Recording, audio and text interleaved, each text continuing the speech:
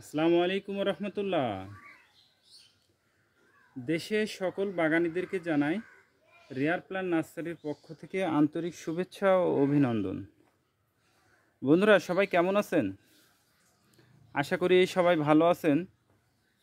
আলহামদুলিল্লাহ। বন্ধুরা, আল্লাহ তাআলার রহমতে আজকে কিছু গাছ কুরিয়ার করব। আজকে পবিত্র জুমার দিন, স্টেট ফার্স্ট কুরিয়ারে কিছু গাছ কুরিয়ার করব ইনশাআল্লাহ। তো আমি যখনই গাছ কুরিয়ার করি তখনই কিন্তু কুরিয়ার করার আগে আমি বাগানিকে গাছগুলো আগে দেখাই। বাগানি যখন গাছগুলো দেখে তার যখন পছন্দ হওয়ার পরে কনফার্ম করলে তারপরে কিন্তু তার উদ্দেশ্যে গাছ পাঠানোর উদ্দেশ্যে আমি কিন্তু গাছ রেডি করি বা প্যাকিং করি। এবং প্যাকিংয়ের আগে আমি ভিডিও করে আমাদের এই ভিডিওটা আমাদের পেজ এবং আমাদের ইউটিউব চ্যানেলে আমরা কিন্তু এটা আপলোড করে দিই। এর পিছনে দুইটা কারণ আছে। প্রথম যে কারণটা সেটা হচ্ছে যে বাগানের উদ্দেশ্যে পাঠাচ্ছি ওই বাগানি যাতে গাছগুলো দেখে নিশ্চিত করতে পারে তাকে যেটা দেখাইছি ওইটাই সে পাইছে কিনা। আর দ্বিতীয়ত হচ্ছে নতুন যে বাগানি আছে তারা যাতে এই গাছগুলো দেখে তাদের যাতে একটু ধারণা আসে, গাছের পরিচিতিটাও যাতে সে জানতে পারে। যতটুকু সম্ভব আমি চেষ্টা করি গাছ সম্পর্কে একটু ধারণা দেওয়ার। এবং কুরিয়ার থেকে গাছ যাওয়ার পর কিভাবে গাছটাকে রিসিভ করবে, কিভাবে তাকে রেস্টে দিবে, আর তার পরিচর্যা কেমন করবে ইত্যাদি বিষয়ে কিন্তু আলোচনা করে থাকি। তো বন্ধুরা, আমাদের এই পেজ, আমাদের ইউটিউব চ্যানেলে যা কিছু আপলোড করি না কেন সেটাগুলো কিন্তু গাছ সম্পর্কিত। তো বন্ধুরা আসুন যে গাছগুলো আছে গাছগুলো একটু পরিচয় করিয়ে দিই। প্রথমে যেটা দেখাবো সেটা হচ্ছে অ্যাপ্রিকট।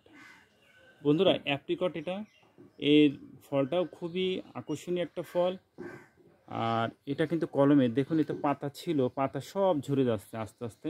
এই পাতাও থাকবে না, সব পাতা ঝরে পড়ে যাবে। এবং এটা কিন্তু কলমের, ইন্ডিয়ান কলম। দেখুন কলমটা কত সুন্দর এবং মোটা। এর ইয়েটাও দেখুন, রুটটাও দেখুন খুব মোটা। গাছটাও দেখুন, এতে প্রচুর পাতা ছিল কিন্তু এখন পাতা নেই, আস্তে আস্তে সব ঝরে যাচ্ছে, এটাও ঝরে যাবে। এটা হচ্ছে অ্যাপ্রিকট। বন্ধুরা এরপরে যেটা দেখাবো সেটা হচ্ছে বারবাডার চেরি। এই চেরিটাও কলমের গাছ। এর কালারটা খুবই আকর্ষণীয় এবং এর ফ্লেভারটা কামরাঙার মতো লাগে খাইতে।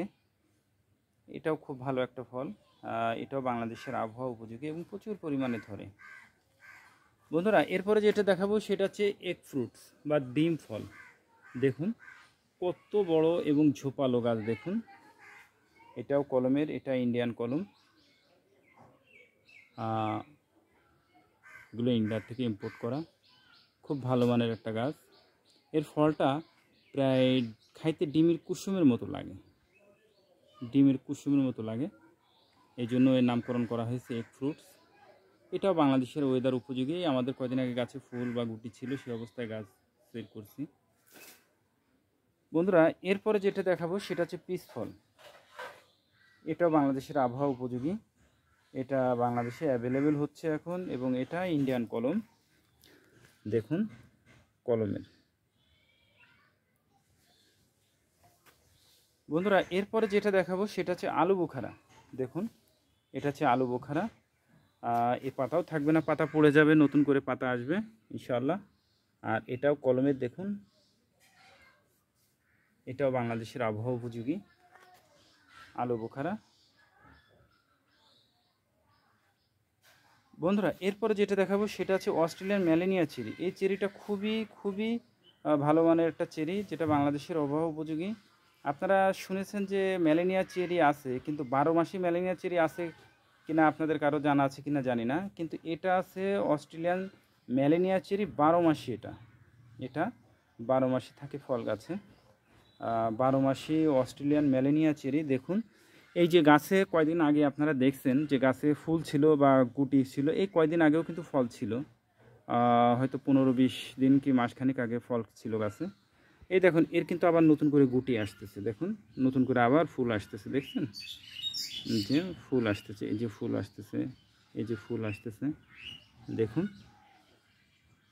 এটা ফুল আসতেছে, নতুন করে আবার ফুল আসতেছে। এটা কিন্তু 12 মাসি। এটা অস্ট্রেলিয়ান ম্যালিনিয়া চেরি 12 মাসিটা, এটাও কলমের, এটাও বাংলাদেশের আবহাওয়া উপযোগী। এবং এই দেখুন এর কলমটাই যে খুব সুন্দর কলম। বন্ধুরা এরপরে যেটা দেখাবো সেটা হচ্ছে হরিমন 99 আপেল, যেটাও বাংলাদেশের আবহাওয়া উপযোগী। ছাদ বাগান, মাঠ বাগান সব জায়গাতেই এটা ভালো হচ্ছে। এবং এটা কলমের গাছ, দেখুন খুব সুন্দর কলম।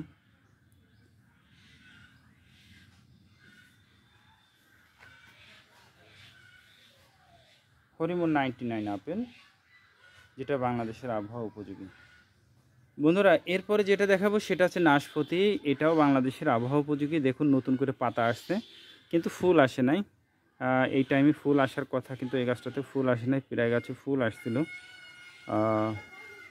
দেখুন নাশপাতি গাছটা খুবই সুন্দর এবং ঝোপালো গাছ, এবং এর সবই কিন্তু পলিব্যাগের গাছ। বন্ধুরা এরপরে যেটা দেখাবো সেটা হচ্ছে গোল্ডেন শরীফা। দেখুন এই শরীফাটা অনেক বড় হয়, অনেক বড় হয় গোল্ডেন শরীফা। দেখুন গাছটা বেশ বড়, এক ডালের গাছ। এতে বাগানের জন্য সুবিধা হয় যে গাছে কুরিয়ার খরচটা একটু কম হয়। গোল্ডেন শরীফা। বন্ধুরা এরপরে যেটা দেখাবো সেটা হচ্ছে পাকিস্তানি লং মালবেরি। দেখুন পাতাগুলো ঝেড়ে দিছিলাম যে যাতে ফল আসে। এরপর যখনই কুশি ছাড়ে তখনই কিন্তু ফুল ফল আসে। পাতা সব ছেটে দিছিলাম, নতুন করে এই যে কুশি আসতেছে, হয়তো খুব শীঘ্রই হয়তো এতে হয়তো ফল আসবে। কিন্তু কুরিয়ারে যেহেতু এই পাতাগুলো হয়তো থাকবে না, নষ্ট হয়ে যাবে। আর এই যে আছে কলমটা দেখুন, এটাও বাংলাদেশের আবহাওয়া উপযোগী, পাখিতে খুব খায়। বন্ধুরা এরপরে যেটা দেখাবো সেটা হচ্ছে 12 মাসি কাঁঠাল, এটাও কলমের গাছ। দেখুন এই যে আছে কলম, কলমটা আপনাদেরকে দেখায়, এটাও কলম, এই যে কলম দেখুন, 12 মাসি কাঁঠাল।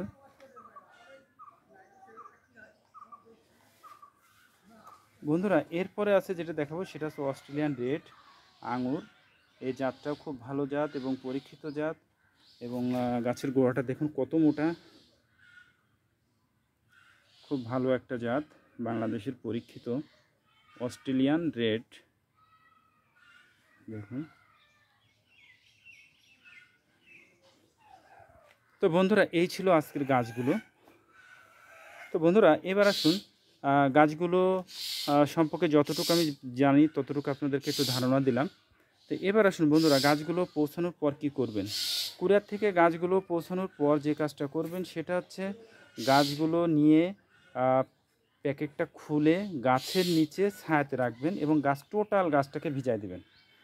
ভিজাই দেওয়ার পর এরপরে ভিজা দেওয়ার পর রেখে দেবেন গাছের নিচে ছায়াতে, 3 দিন রাখবেন। ঠিক 3 দিন রাখার পরে এর মধ্যে খেয়াল রাখবেন গাছের গোড়া যাতে শুকায় না যায়। সকালে অথবা সন্ধ্যার সময় 2 টাইমই পানি দেবেন। পানি দেওয়ার পর 3 দিন পর আপনার লাগানোর উপযোগী হয়ে যাবে। যদি আপনি লাগাইতে চান লাগাবেন, আর যদি না লাগাইতে চান যে আমি আর কয়েকদিন পরে লাগাবো, সেক্ষেত্রে রোদে রেখে দেবেন এবং সকালে এবং সন্ধ্যায় এই 2 টাইমে পানি দেওয়ার চেষ্টা করবেন। গাছের গোড়া যাতে কোনো অবস্থাতে না শুকায়, শুকালে কিন্তু মারা যাবে।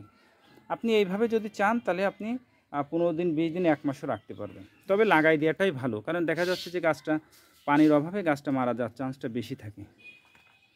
এবার আসুন কীভাবে মাছ প্রস্তুত করবেন। বন্ধুরা আমাদের যত গাছগুলো আছে আমরা প্রত্যেকটা গাছই কিন্তু পলিব্যাগে রেডি করে গাছ করি। দেখুন, এবং আমাদের মাটিতে কিন্তু কোনো সার নেই এবং আমরা কোনো রাসায়নিক সার বা ব্যবহার করি না।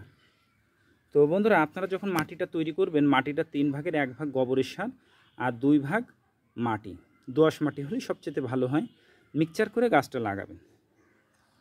তো গাছটা যখন লাগাবেন খেয়াল করবেন গাছটাকে এইভাবে শোয়াই নেবেন, নিয়ে এইভাবে চতুর্পাশে ঘুরে পলিথিনটা কেটে ফেলবেন।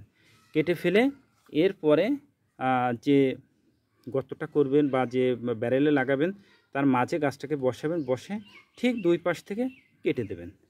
কেটে পলিথিনটা ফেলে দেবেন, দিয়ে চতুর্পাশে মাটি দিয়ে চেপে দেবেন। দেওয়ার পরে গাছে ভালো করে একটা খুঁটি দেবেন, দিয়ে পানি দেবেন। আপনার কাজ আছে শুধু এখন পানি দেওয়া। ঠিক 2 মাস সকালে অথবা সন্ধ্যায় পানি দেবেন, যাতে গাছের গোড়া কোনো অবস্থাতে না শুকায়। হালকা হালকা যখন শুকায় যাবে তখনই পানি দেবেন। 2 মাস পর আপনি দেখেই বুঝতে পারবেন যে গাছের এখন কি খাবার দিতে হবে কি না হবে, আপনি নিজে বুঝতে পারবেন। তারপরেও বন্ধুরা যদি সহযোগিতার প্রয়োজন হয় আমাদের ডেসক্রিপশনে আমাদের নাম্বার দেওয়া থাকবে, এই নাম্বারে আপনারা যোগাযোগ করতে পারেন। আমরা চেষ্টা করব আপনাদেরকে সহযোগিতা করার। তো বন্ধুরা, এই চ্যানেলটা আমাদের কিন্তু আমাদের এই পেজ এবং আমাদের ইউটিউব চ্যানেলে যা কিছু আপলোড করি এগুলো কিন্তু নার্সারি সম্পর্কিত। তো বন্ধুরা, আমাদের পেজে যারা নতুন আছেন তারা পেজটিকে ফলো দিয়ে রাখবেন, আর যারা আমাদের চ্যানেলেও নতুন আছেন তারা চ্যানেলটি সাবস্ক্রাইব করে রাখবেন গাছ সম্পর্কে নিত্য নতুন আপডেট পেতে। তো বন্ধুরা, এর মধ্যেও যে কাজটা আপনাদেরকে সবচেয়ে বেশি ভালো লেগেছে আপনারা সেটা কমেন্টস করে জানাবেন, এবং গাছ সম্পর্কে বিস্তারিত তথ্য পেতে আমাদেরকে যোগাযোগ করবেন। আর এই চ্যানেলটাকে বা এই ভিডিওটা যদি ভালো লেগে থাকে তো অবশ্যই শেয়ার করবেন আপনার বন্ধুদেরকে দেখার সুযোগ করে দেওয়ার জন্য। বন্ধুরা, এই যে গাছগুলো, এই গাছগুলো কিন্তু সেল হয়ে গেছে, আপনারা একটা চাইলে কিন্তু আমরা দিতে পারবো না, তবে এই ভ্যারাইটিগুলো আমাদের স্টকে অ্যাভেলেবেল আছে, আপনারা চাইলে ইনশাল্লাহ আপনাদেরকে দিতে পারবো। তো বন্ধুরা, সকলে ভালো থাকবেন, সুস্থ থাকবেন, আল্লাহ তাআলা যেন সেটাই করেন যেটা আপনার, আমার এবং আমাদের দেশের জন্য কল্যাণকর। আসসালামু আলাইকুম রহমতুল্লাহ।